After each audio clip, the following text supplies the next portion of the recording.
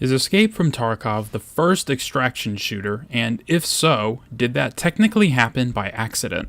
With the rise of the extraction genre, more developers wanting to try their hand at making something unique and interesting, it's always good when you're in this position to look at the success and see what makes them so revered by those who experienced it.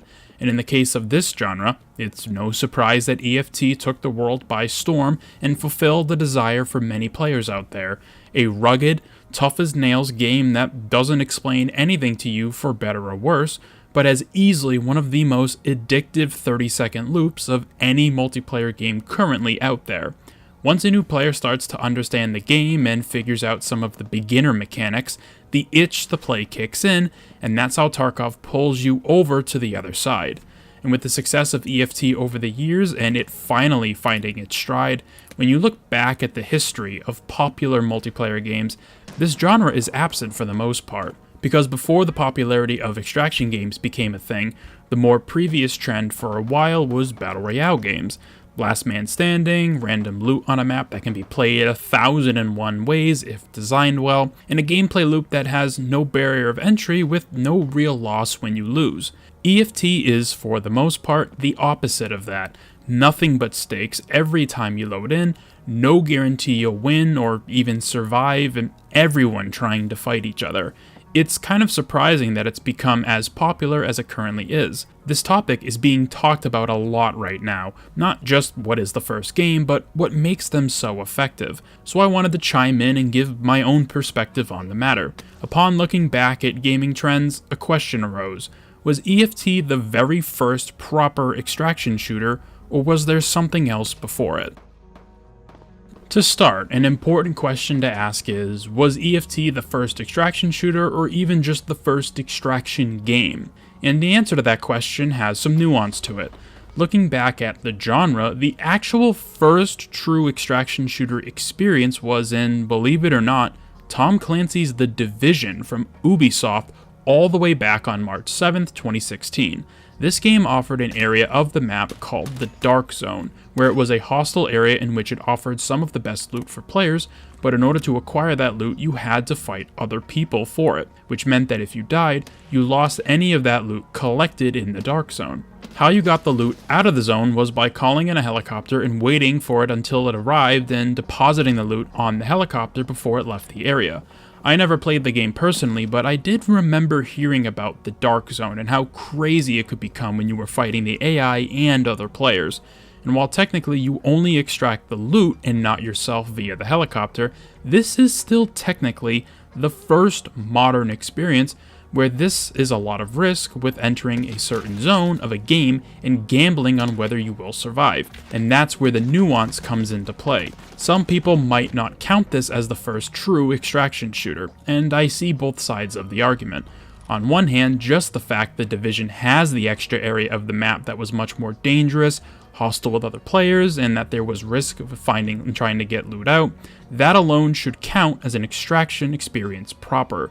But others might disagree and say since the entire game didn't revolve around this section of the map, it was kinda just a post-game idea that, while not fully fleshed out, did lay out the foundation for the current most popular and prevalent extraction shooter on the market right now. It's obvious that Escape from Tarkov is one of the biggest games out currently and the biggest extraction shooter so far. It has been around for a long time, and it took about half of its lifetime to explode in popularity. For the longest time, EFT was this niche game that was grounded in its approach to weapons, equipment, and was only known for being insanely difficult and punishing, and it built somewhat of a reputation for just those ideas.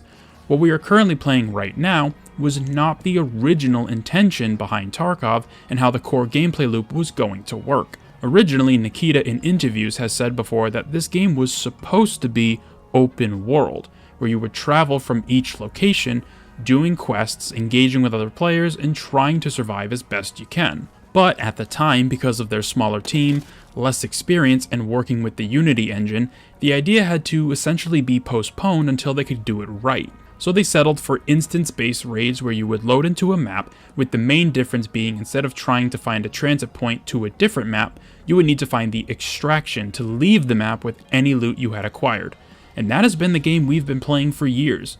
To this day, the idea of open world still hangs in the air, but the likelihood of it existing before the game goes 1.0 later this year is basically zero.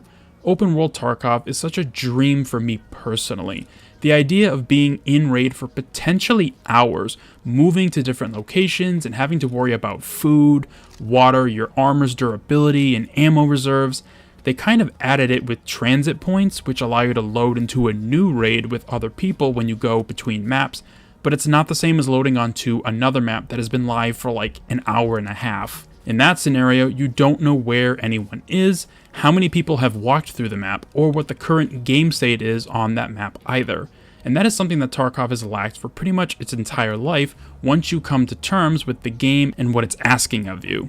It's hard to determine if EFT intentionally created the genre we now know, and that is companies trying to make bank off of it. When it comes to game creation and design, sometimes compromises have to be made, even if it's at the expense of the original idea. And that's what happened with Tarkov. Nikita wanted open world, couldn't do it, so he settled for instance-based raid experiences that will pop you in and out of. The original tagline for EFT was Battle Simulator in a Hazardous Environment, meaning that you are expected to fight not only the AI, but other players you come across, also dealing with anything the world tries to throw at you. The entire game's existence, the way we know, comes from a capitulation from its director, something I wonder if he still wishes didn't need to be the case. Imagine what EFT would be like as an open world game.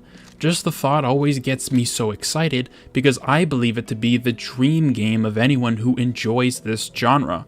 We have a lot to thank EFT for it. I mean, it isn't perfect, the game has done a lot wrong over the course of its life, but the concept of the extraction genre has become a thing due to this game existing and becoming as popular as it has. Players were able to get over the steep learning curve and foster a community that enjoys the struggle, enjoys the challenge, and isn't afraid to take risks with their gameplay.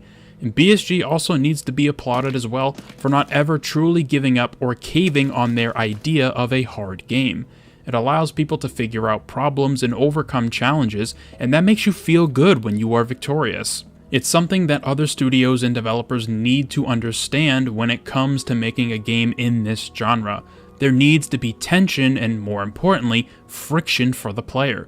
Making the player feel uncomfortable and having them lose tangible items or progress that they were so close to claiming is a necessity for this genre to stick and for people to become addicted to the loop. Otherwise, you have a glorified battle royale game, which isn't wrong per se, but when you seek out to make one thing and inadvertently make another, you need to ask yourself how that happened.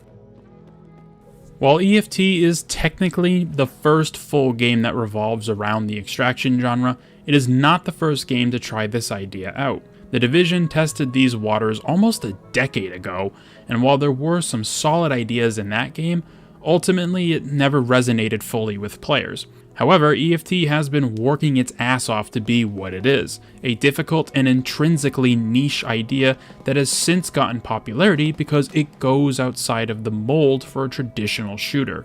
It took a lot of risks with the gameplay and how unforgiving it can be sometimes, but it worked. People understood the assignment and were willing to lose again and again if it meant a game respected their intelligence and asked them to embrace a hard game. And people did just that, which in of itself is truly something special. Thank you very much for taking the time out of your day to watch this video. Let me know down in the comment section below your thoughts on the first true extraction game, if you ever played The Division and what your thoughts are with the Dark Zone, and be sure to subscribe for more videos about the nuanced conversation about what games started a trend that nobody asked for, but are going to be getting for the next couple of years. I hope to see you in future ones.